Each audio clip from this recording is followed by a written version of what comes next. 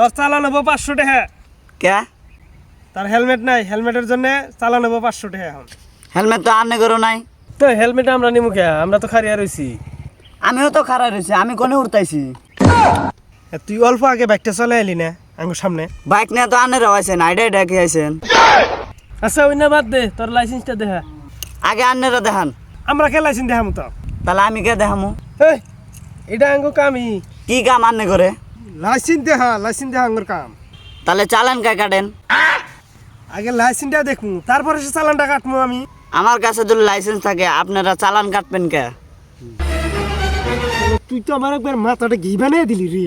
কয় টাকা কেজি কি ঘি?